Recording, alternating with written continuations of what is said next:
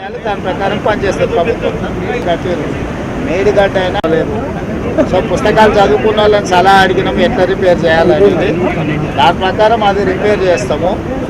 ఇప్పుడు మీకు తెలుసు కదా, ఈ మొత్తం గోదావరి జలాలకు శ్రీపాద ఎల్లంపల్లి అనేది గుండెకాయ లాంటిది, జంక్షన్ లాంటిది.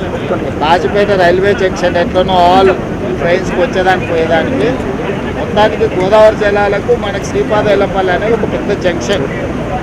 ఎక్కడి వైపు నీళ్లను నువ్వు కదిలించాలన్నా, లిఫ్ట్ చేయాలన్నా, పంప్ చేయాలన్నా ఇదే మనకు జంక్షన్.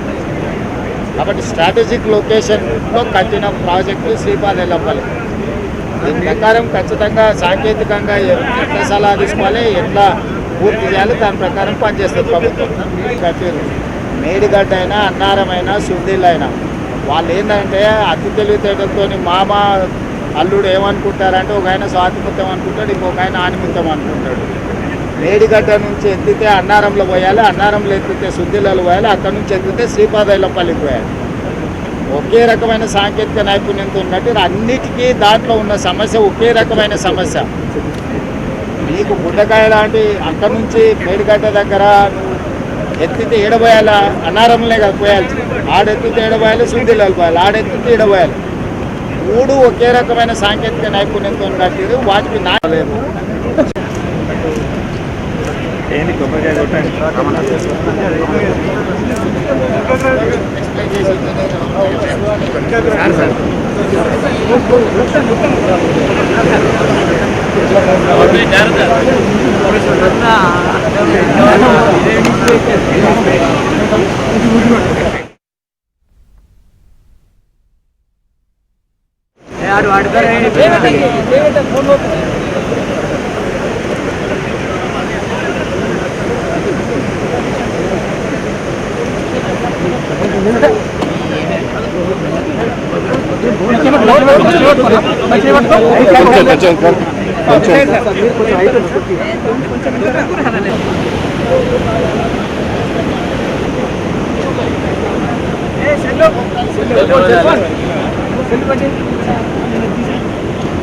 Cell phone